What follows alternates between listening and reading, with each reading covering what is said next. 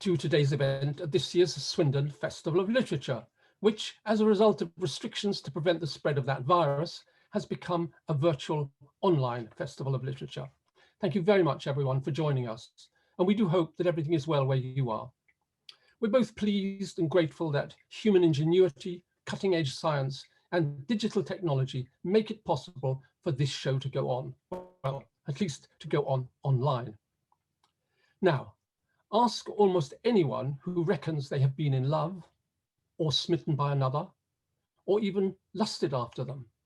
Coping with human desire, whether reciprocated or not, is a decidedly tricky business. Today's guest author has tackled the topic head on and has knowingly titled her book, her debut novel in fact, Acts of Desperation. Please join me in giving a Swindon Festival of Literature welcome to today's guest interviewer, Allie Brown, and today's guest author, who hails from Ireland, is a columnist for the New Statesman, and has written for both the New York Times and The Guardian, Megan Nolan. Megan, welcome. Hi, thank you so much for having me. Well, Megan, it's a pity you can't be live in Swindon, because Swindon in the spring is okay, comparable to Paris, comparable to Paris, some would say. Have you or Ali, have either of you ever been to Swindon? I'm sorry to say I haven't. I've yet to make it to Swindon. Yeah, I'm very lucky. I am Swindon born and bred. Yeah, so I'm here a lot. Well, there you go. A born and bred and never been to it person. But next year, hopefully. I hope you know where it is, Megan. Yeah. Yeah. We had one author the other day who didn't. Let's get back to the topic in hand. Your book, Megan, Acts of Desperation, which looks at both the elation of falling in love and its flip side, fixation, self-doubt, and so on. Over to you, Megan. Thank you. So yeah, I started writing Acts of Desperation about 4 years ago, 4.5 years ago, maybe. The book is about an unnamed narrator who's a young woman in Dublin who falls in love with a man called Kieran, who is a little bit older. He's more worldly than this woman. He's a critic of art. He knows about things that she doesn't know about and sort of enjoys impressing that upon her. And she enjoys to be taught by him. She falls into a very intense, obsessive sort of love. And the book follows their relationship from beginning to end and a little bit beyond the ending. And it's a relationship which totally devastates this woman, which takes her already sort of unformed identity and totally obliterates it. Everything she has, all of her energy is put into this relationship. She sort of falls by the wayside with her family, her friends, her work, everything else that's not this man, Kieran. And it's set in Dublin, mainly, and a little bit in Waterford, which is in the southeast of Ireland. It then travels to Athens for some present day sections. The main bulk of the narrative begins in 2012. And what my aim was with the book was, it was written at a time when I'd become single for the first time in my life, and I was the first time in my adult life, obviously, when I was about 24, 25 is the sort of time when I started thinking about it. And in this period of solitude that I'd never really experienced before, I'd always bounced from relationship to relationship. I found myself wondering about and thinking about how I had given up so much earlier in my life to be with certain kinds of men, and how nothing seemed to matter if I could make them love me and have a ostensibly happy romantic life. And it seemed sort of shocking once I'd exited that period of my life that I had given up so much for relationships, and I had let my other interests and my other considerations and priorities, I'd abandoned them so totally in order to be with certain men. So I was sort of grappling with that idea and with identity. So the narrator is a woman who hasn't really found something to anchor herself with, to define herself by. She's feeling a bit left behind by the world, by friends who've achieved certain things that she hasn't, or have moved on in their lives in ways that she hasn't, and she's sort of treading water, working menial jobs, drinking too much. And the relationship with Kieran is a way to give her life meaning, and obviously that's ends up being a very unhealthy and destructive choice for her, but it is one way for her to ground herself in the world. And yeah, so what I was trying to do is quite forensically examine a single love affair to express that idea about a woman who doesn't have a real identity of her own that she can feel for herself, and chooses to use this romance to give her one. And aside from that, there's someone described the other main strand of the plot as a love affair with drinking, as well as with this man Kieran. So there's a lot about dependence in every way, on alcohol, on men, on distraction and immediacy. So yeah, I began writing the book in 2016. I was in Greece for 3 months because I had gotten a small arts bursary from Waterford, where I'm from, in Ireland, and it wouldn't have lasted me terribly long in London. So I decided to go and sublet from a friend's apartment in Athens, and I took those 2 to 3 months to try and get a chunk of the work done, which was a very fruitful time and a very happy time. And then it took me another roughly 3 years to kind of, in my spare time, I was working full time alongside it, eke out the drafts here and there. So it was a relatively long process for a short-ish book, but I'm glad now that it did take so long, because it gave me some distance from the narrator, which I maybe didn't have when I began. So yeah, that takes us up to the present almost. Yeah, so we had publication about a month ago. And what's the reaction been? What's the reception been generally? It's been very good overall. The reviews have been positive. Mainly, there's been obviously people who don't like it, and some critical reviews, but yeah, no, I think, you know, in terms of if you're keeping score, it's like it's a win. It's a win overall. Have you found, probably more among people that you're talking to, maybe than reviewers, that men feel differently about it than women, or is there any difference? Yeah, I think there's like there's a little bit more wariness to speak about it. Obviously they feel that this is, I mean, I don't necessarily feel this way, but you know, they feel like this is a woman's experience, a woman's book, so that, you know, even if they have something they want to say about it, they're often quite cautious about beginning the conversation, you know.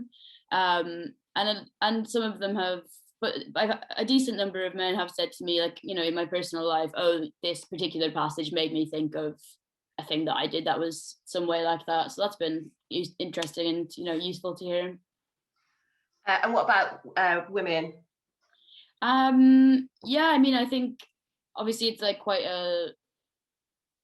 it's like a dramatic version of things that a lot of women go through. So yeah, I think quite a lot of women have said that, especially women who are, I mean, I'm now 30, the narrator I think begins the book at 22, so even like women my age have a reasonable distance, but then women like friends of my mom's who've been in their 50s have said, you know, it's really like hard to look at when you're looking back on a woman of that age doing these things that you remember yourself sort of disrespecting yourself in that way. It's quite painful, you know. Yeah, absolutely. I'm sort of early 40s, and even I was kind of like, oh, this feels a bit too familiar between myself and people I know. It definitely feels like it captures something that we've all been through and probably shouldn't, but have come out the other side. Mm-hmm. Do you have a name for her, like in your head? How do you refer to her? It feels really strange saying her.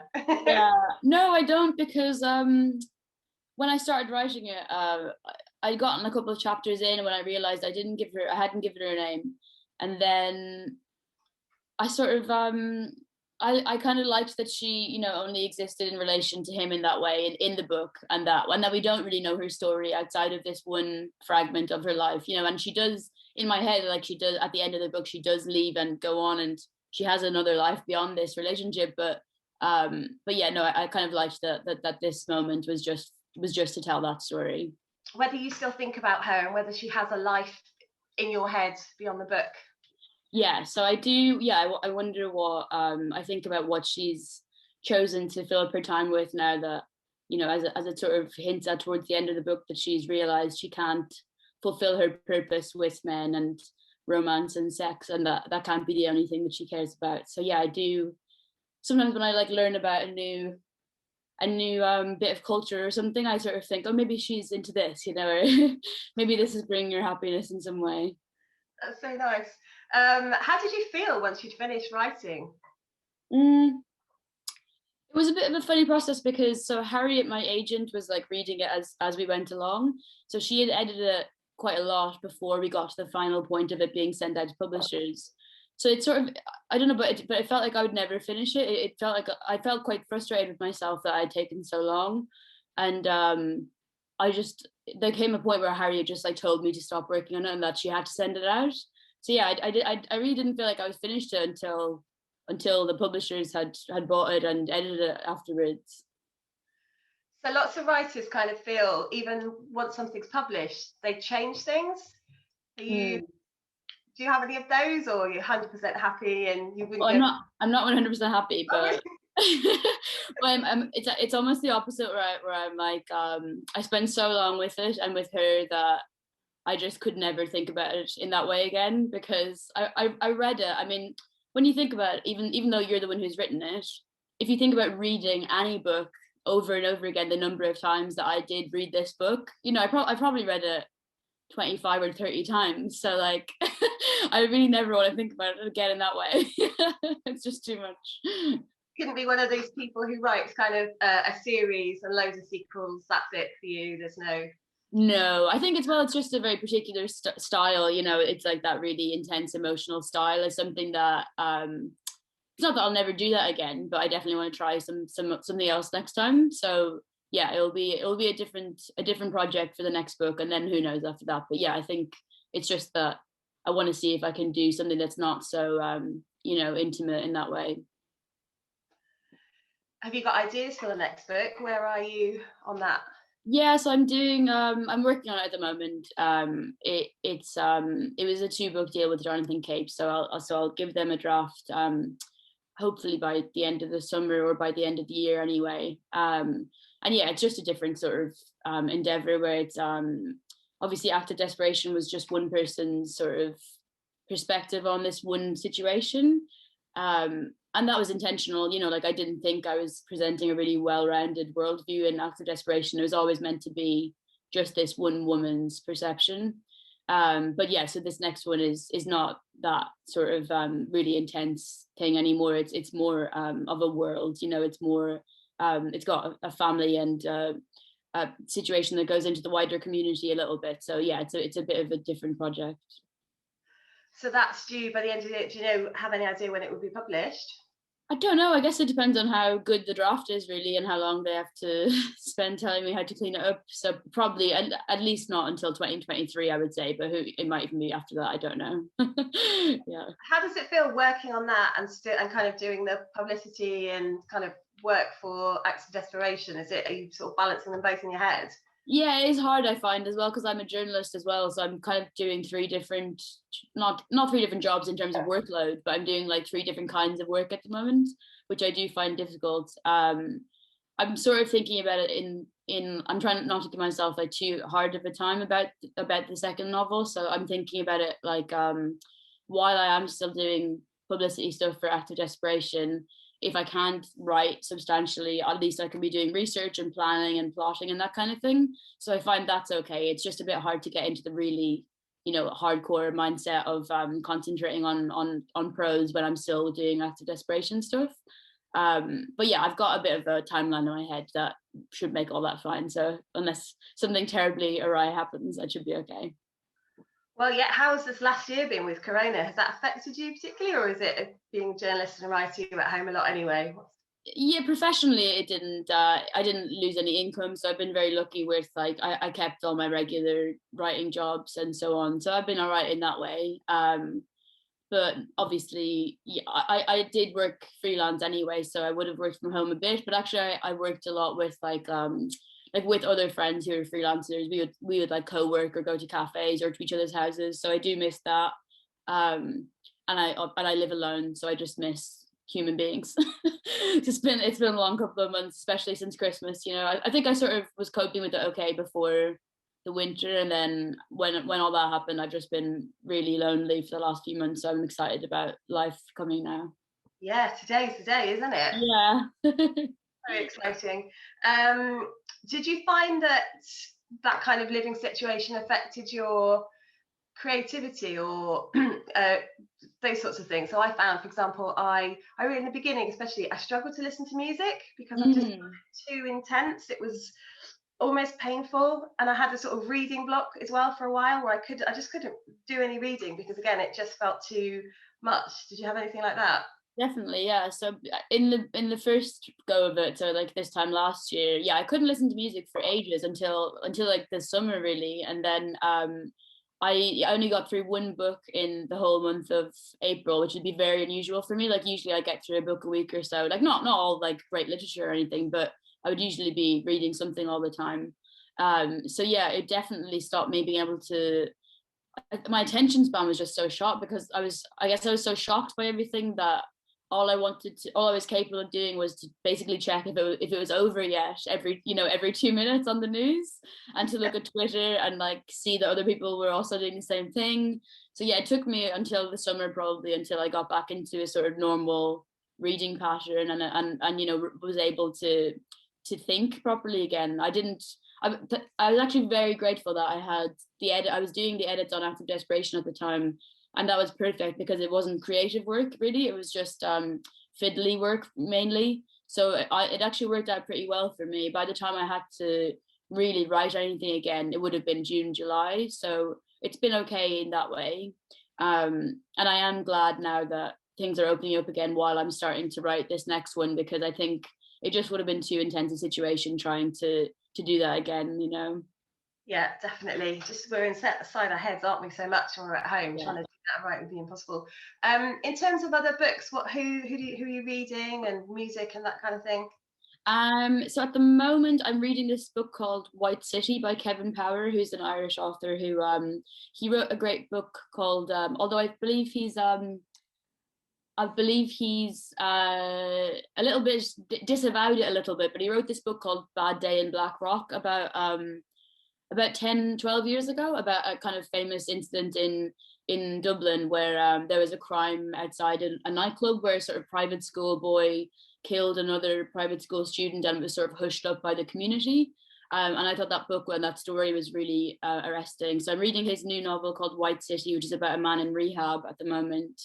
And I'm also reading Annie Ernaux, who's a French sort of biographical writer, and she's written this book, published in French a long time ago, called Simple Passion, about this sort of adulterous love affair. And so yeah, I'm reading those two at the moment. I think Matt wanted to come in and ask a question. Mm-hmm. You're very kind, Allie. Thank you very much. When we were keen to see you at our festival, Megan, we talked about your book, as we talk about all the books, and I was very excited because, as you can see, I'm a little bit older than you, and I have children your age, and I'm very keen to hear their voices, you know, because they are adults. They're not children; they're adults, and yet, so I looked for somebody like Allie, brilliant Allie, by the way, who is more in tune in one sense, but in another sense, when I read your book, even though I'm not a young woman, I tend to read, especially well-written books, and if you don't mind me saying so, I like the way yours was written. I tend to read them as metaphors. In other words, we've all been in that position, not exactly the same, because I'm not a woman. But do you understand that? I'm glad to see you nodding, that actually confusion about early love, over enthusiasm, over indulgence, getting things wrong, so many things, even though I'm not a young woman, felt like a metaphor for the trickiness of life itself. Does that make sense to you? Yeah, it does. I think that sort of feeling of being lost, and you know, I don't know, not having the grounding of yourself or something. It isn't just particular to young women, but is obviously a sort of perpetual state that we all go through in different times in our lives. Yeah, and it doesn't stop, by the way. Yeah. just if anybody pretends that it has, it doesn't. When discussions come up about what is the meaning of life, we're looking for love. End of. And it comes in many shapes and forms. And the other thing I wanted to ask you about, if that's all right, Ali, can I ask another question? Please do, yeah. Yeah, thanks. Is this idea of writing what you might call confessional writing, because even though Booker Prize winners have said that all writing, even though it's fiction, is actually drawn from experience, and that we can't quite make things up. Everything really is something that we have touched or that has touched us. But some fiction is more confessional than others. This is very brave, this book you've written. Would you want to say a little bit about confessional writing? Yeah, I guess like it wasn't like a sort of big choice that I made. It was just the way that I knew how to write, you know. It wasn't so obviously my background, but my background before this would have been in writing essays and mainly non-fiction, little bits of more creative and more fictional work here and there, but mostly non-fiction. And so when I wanted to write a novel, I sort of naturally just used that style that I had already from essay writing about personal topics, and then sort of made it more, you know, grandiose and dramatic and theatrical and all that stuff. But yeah, I mean, obviously more than many authors or many novels, like the biographical details of the narrator's life are the same as mine in terms of like her situation. So she's from Waterford as I am. She's lived in Dublin as I did. She goes to Athens as I did. And that's mainly because I know those places and I didn't have, it felt like an extra stumbling block. I didn't need to have to imagine cities that I'd never been to. So that's the reason really why I chose to keep the cities that I knew in it. And as for the content of the plot, then it's not based on a real relationship of mine, but a lot of her impulses and her fears and insecurities and her, you know, obsession, they're renderings of feelings that I had in reality, but they're, you know, writ large and outsized in a way that they weren't in real life. So it all feels very separate from me now because it was a long time ago that I wrote it, but I understand that some of the reason why, if one does like it, like that it's because of that sort of intimacy. Yeah. And you give him a name, but not her. Mm-hmm. What's the thinking behind that? Just that I wanted her to be shown to only exist in relation to him in her own mind. So I thought that was one way to sort of express that in the universe, in the logic of the universe they lived in together. Right. Mm. And you mentioned just then that you're from Ireland. Mm-hmm. Is any kind of bardic Irish storytelling tradition, are you rooted in any of that? Do you think that's what's made you a writer? I know Ali asked you some questions about writing, but you didn't mention any of your Irish background, if that makes a difference, does it? It's hard to say. My dad is a playwright, so I sort of grew up around performance and creative collaboration, but I don't do that. Like I don't work in theatre or write collaboratively. I did have some time when I lived in Dublin as a youngish adult where I did a lot of like spoken word stuff, which was a big thing in Ireland at the time, and probably I imagine still is outside of Corona times. But yeah, so when I was a young adult in Dublin, it was like a pretty good, healthy spoken word scene that which did definitely help me start writing essays. What's that, like slam poetry or that sort of thing? Or some people would be doing that. Yeah, I didn't do that, but yeah, so a variety of like poetry and comedy and music and just readings. So yeah, I would go to those sorts of events and do readings of essays. Right. Yeah. Ali, do you have any more points or questions you want to make? Otherwise, It would be great to know if you've got any advice for other budding writers. The thing that I always think about is like how unreliable your own taste is in relation to your work. So like I find it very difficult to have any separation or relationship to my work, because I thought it was just all irredeemable and all very bad. So I needed to have someone else in my life who ended up being my agent Harriet, but you know, she's a good friend of mine. It could be any friend or anyone who's willing to read it for you. I would just say, as soon as you've done a draft of something, like just show it to anyone who will, you know, have a conversation with you about it. Because if it's just you and you're obsessing over it, I would, you know, I would never in a million years have finished the book if I didn't have Harriet to tell me to keep going.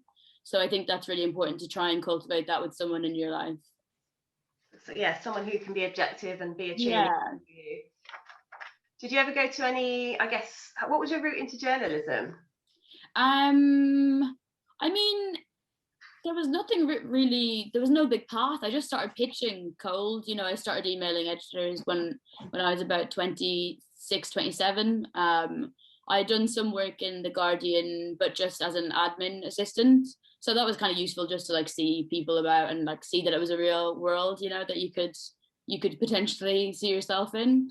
But yeah, I just started emailing. I found editors' email addresses on Twitter and started emailing them. So that's how it started, really. And then once you have a couple of things published, obviously it gets easier from there. And did you know that you always wanted to write fiction, as in books? Yeah, I did. It was always sort of a big dream of mine, but only in the same way as like you dream of winning the lottery or something. I never thought that I'd really do it. Just because the way that it's not that I thought I was a terrible writer, but the sort of writing that I did was not very imaginative. It was more observational. So I thought that I could never write a novel. But then when I got to know Harriet and read some more experimental sort of books, like I'd grown up reading kind of only very traditional novels where it's sort of, you know, like Dickens sort of world building, you know, very complete world building. So then when I read some different kinds of novels, I realized maybe I could do something that was different to that. And do you remember the point at which you kind of thought, that's it, I'm going to do it? Were you kind of putting it off for a while, or was it just always something that you were kind of racing towards? No, I mean, I just worked menial jobs for all my early 20s. I didn't do any writing at all, really. And then when I moved to London, I sort of picked it back up again. But I think what sort of prompted me to really give it a go was that well, Harriet signing me, she just happened to be at a reading that I was doing of an essay. So we started talking about book ideas. And then I applied for this grant, as I say, in Ireland. That was it was a small-ish amount of money, you know, it would have been like 1,300 euros. But I think I was I'd been temping and just working a lot of dead-end jobs. And when I got that money, I thought, you know, you kind of have to shoot your shot now and you know, really, really do it, because you'll never have 1,300 euros again in your life, you know what I mean?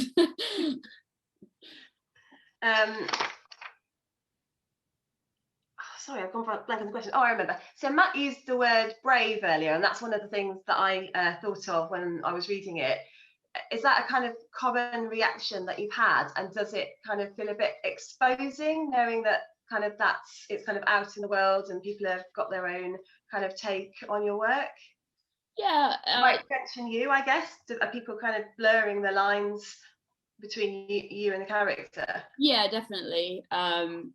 Yeah, I found it a bit hard to deal with at first, especially because maybe it's made it easier. But as I say, given that it's like quite a while since like since I started writing it, either the sort of conflating of me with the narrator made me uncomfortable, and you know, you don't want to have to sit down and explain like every single detail that's different, and like this is why it's not me. So and also, you know, once you've published a book, you shouldn't have any control over how other people receive it and like think about it and want to talk about it. So I tried to stay out of it and just you know, if people want to think it's all me, then fire ahead. You know, there's nothing I can do about it, really. You sort of have to protect yourself emotionally, but apart from that, you know, there's nothing I can do. I did find myself, as I was reading it, thinking of questions to ask the characters. Yeah. And have to keep reminding myself, no, I'll be talking to you, I won't be talking to her. But yeah, it definitely felt like an interesting blurred line. Yeah. What's the reception been to Kieran? It's quite interesting, actually. So yeah, some people kind of perceive him as a total out and out villain. Some people think that her narcissism and sort of manipulation cancel him out, cancel his bad deeds out. I tried to make him not totally one thing or the other, and give him some context where he's had this sort of emotionally stifled background and a terrible family background. And, there's reasons why he's not able to be a very forthcoming and emotional person for her. But yeah, so people, nobody likes him, let's put it that way. But I think some people have more sympathy for him than others. He kind of made me think about how the kind of that issue of as a child of kind of being left can kind of impact you in all your relationships going on from that really kind of dangerously and damagingly. Mm-hmm. Yeah, I think that these formative things that happen when you're a kid with your parents, obviously as like obvious as it is to say, they do have bearing into how you learn to receive other people, and to if you've been let down badly at a formative age, there's very good reason for you to put up these barriers and to stop being able to be hurt so easily. Yeah. Are we doing all right for? Sorry to interrupt, Matt. Are we doing okay for time? I've slightly lost track of where we are with time. No, we've come to the time actually. So okay. I'll tell you what, Allie, if in your closing remarks you'd like to hold the book up, it'd be great for us to see it. Allie and I shared one copy between us. I've got it there. Do we want to do a final question, or shall I just do a wrap up? Matt, I didn't hear you then, sorry.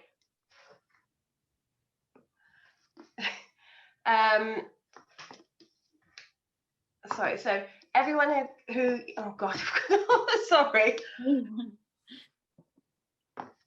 So here's Megan's book, Acts of Desperation. Megan, thank you so much. It's been absolutely fantastic. Is there anything else that you wanted to say, or was there a passage or anything you wanted to do a quick reading of? Yeah, sure. Shall I do one page reading?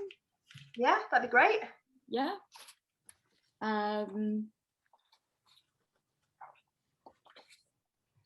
Yeah, sure, I'll do this. So it's after the narrator has moved into the apartment with Kieran. It's about halfway through the book, and it's after they've broken up, they've reconciled, and now she's sort of grappling with trying to make him love her in their apartment together.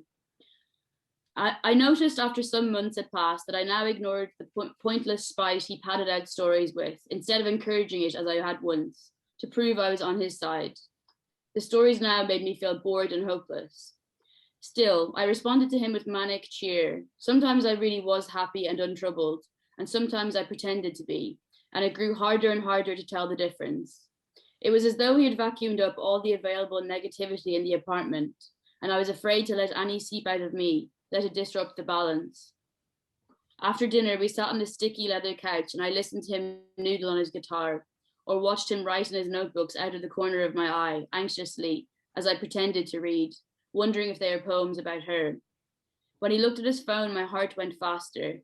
I felt the blood moving through my terrible, weak body, was completely unable to think of anything else. My eyes stayed fixed at a blank spot on the top of my page, and then slowly leaked over into his space. I tried to peer sideways so hard, but my temples throbbed, to see if it was her he was speaking to. I raised my hands to my mouth and began to gnaw on my fingers and thumbs, tearing thin strips of flesh systemically, grating them between my grinding teeth, swallowing. Then we went to bed, where I wished we could be always, where he felt finally and truly mine, the friendliness of a body's smell and softness overpowering all the sour rest of him. I greedily anticipated the luxury of whole undefined weekend afternoons, talking, sprawling into evening, the shutting of the front door on Friday evening keeping trouble out and letting us become ourselves in private. In my head, we woke late and lazily explored the limits of the bed and whispered and took care of each other until lunchtime. We read on the couch with our limbs intertwined and ordered in for dinner and drank wine and were back in bed by dusk. There had been something like that once, something that made it feel possible. There had been weekends when the containment of our apartment meant what it was supposed to mean, that we were good together when left alone. There had been those times to prove to me that it wasn't my fault or his, that he made me feel so degraded and sad, but the fault of the whole rest of the world instead. If there wasn't a time like that, and I think just one would have done, how could I have believed in it so much, for so long, week after week, for months? Megan, thank you very much. Thank you. And one of the questions that Ali asked you, and you answered, was about this support you get from Harriet and what you would recommend to somebody beginning writing. And Ali is part of a project in Swindon that actually supports writing groups. And I agree with your answer that people can do no better than showing their stuff, not even necessarily to somebody who likes them, but to somebody who cares about good writing. Yeah. And clearly Harriet is that aid to you, and writing groups can provide that service to others. Would you agree? Definitely. And I've had, you know, I've been in creative writing groups of some kind since I was about 14 on and off. So yeah, I've definitely found a lot of support and strength from criticism in groups like that, definitely. Brilliant. The Swindon Festival of Literature thanks our guest interviewer, Allie Brown. Allie, thank you very much. But most of all, a Swindon Festival of Literature thank you to the author of Acts of Desperation, Megan Nolan. Megan, thank you very much. Thank you. Thank you very much for having me. It was lovely.